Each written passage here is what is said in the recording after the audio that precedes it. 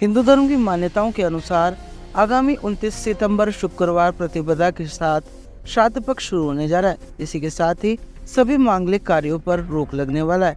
यह मांगलिक रोक 14 अक्टूबर सर्वपितृ अमावस्या तक जारी रहेगा। श्राद्ध पक्ष के दौरान हिंदू धर्मावलंबी अपने पितरों के निमित्त तर्पण, पिंडदान, श्राद्ध करते हैं।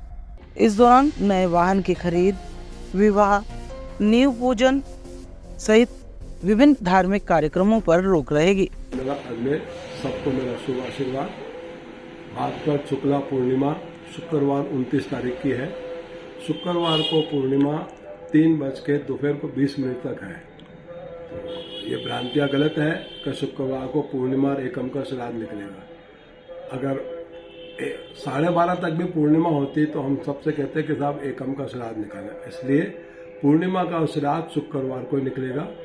प्रतिपदा शनिवार के दिन 12:20 तक एकम है, तो प्रतिपदा एकम का श्राद्ध 12 बजे तक निकालें, लास्ट टू लास्ट 12:15 तक, और 12:15 के बाद में द्वितीया का तो एकम और दूज का श्राद्ध एक ही दिन निकलेगा। आगे 10 तारीख को कोई श्राद्ध नहीं है। श्राद्ध 16 दिन के ही हैं, एक तिथि बड़ी और एक तिथि घटी है, तो इसलिए श्राद्ध 17 दिन के हैं। ये भ्रांतियां हैं, गलत है। तो 29 तारीख को पहला श्राद्ध है और 14 तारीख को पूर्णिमा अमावस है, तो 14 और 2 16 ही हुए, तो 16 दिन के श्राद्ध हैं। 15 तारीख से नवरात्र है।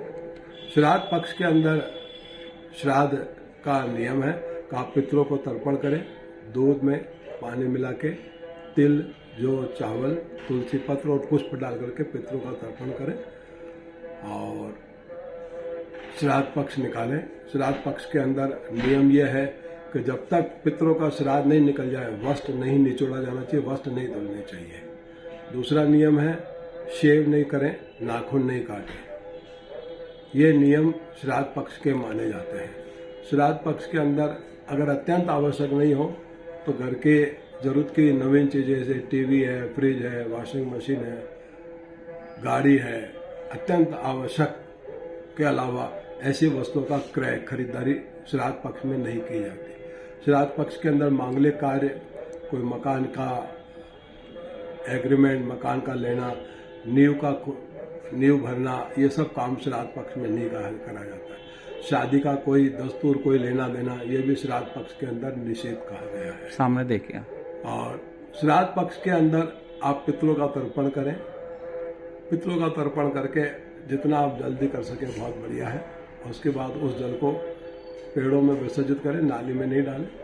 घर के पेड़ों में न डाल करके बाहर पीपल में या बड़ के पेड़ में उस पानी को विसर्जित करें। अरे किसी को श्राद्ध तिथि ध्यान नहीं हो तो उसको किस दिन निकालना चाहिए? यदि किसी को ध्यान नहीं है तो उसका एक ही नियम है कि आप अमावस के अंदर सर्वपित अमावस्या मान करके 14 तारीख की होगी, उस दिन आप उस सर्वपित अमावस्या के दिन उनका तर्पण करें और उनका श्राद्ध निकालें। और ये भी नियम है कि अमावस के दिन भूले चूके पितृ देवता या जो भी कुछ हमसे मांग रहे हों उनका नाम लेकर के, मित्र है कोई हमसे मांग रहा हो उनका नाम लेकर के सर्वपित अमावस्या के दिन श्राद्ध किया जाता है। ये श्राद्ध पक्ष 16 दिन का ही है। श्राद्ध पक्ष किन किन, मतलब किसको क्या क्या, मतलब कैसे श्राद्ध पक्ष में किसको खिलाया जाता है और जो 5 घास निकाले जाते हैं वो कौन कौन से हैं? श्राद्ध पक्ष के अंदर पंचबलि की जाती है। पहला ग्रास, पहली जो गौग्रास निकलता है वो गाय का निकलता है, दूसरा कौवे का निकलता है, तीसरा अतिथि का निकलता है, चौथा पक्षियों का निकलता है और 5-5 श्वान कुत्ते का निकलता है। तो पहला गाय को दी जाती है, फिर कौवे को दी जाती है और फिर उसके बाद में तीसरा ऊपर छत के ऊपर टुकड़े करके पक्षियों को डाल दी जाती है। चौथा कोई अतिथि आवे तो वो जो निकला वो और कुछ मिला करके आप अतिथि को देवे और ब्राह्मण भोजन करने के बाद में फिर बाद में वो कौवे को 5 ग्रासी जो होती है वो दी जाती है।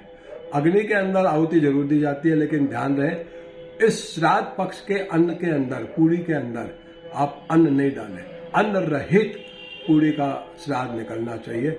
अग्नि के अंदर अन्न नहीं आता है, आपको पूरी जरूर देना है और नमक की रहित ये आहुति लगती है। अतः श्राद्ध पक्ष मेरा सबसे हाथ जोड़ के निवेदन है नमक रहित रोटी आटे से आप पूरी बनावें और उसी से श्राद्ध निकालें और अग्नि घर में छाना गैस पे जला करके, कंडा जला करके उसमें घी और वो पूड़ी और जो मीठा बनाया वो, क्योंकि नमक की आहुति अग्नि में नहीं दी जाती है। तो वो पूड़ी जो भी आप श्राद्ध के निकालें उसमें नमक बिल्कुल नहीं होनी चाहिए। तो नमक रहित आहुति और नमक रहित श्राद्ध पक्ष के उन अन्न के पूड़ी से किया जाता है। ये श्राद्ध का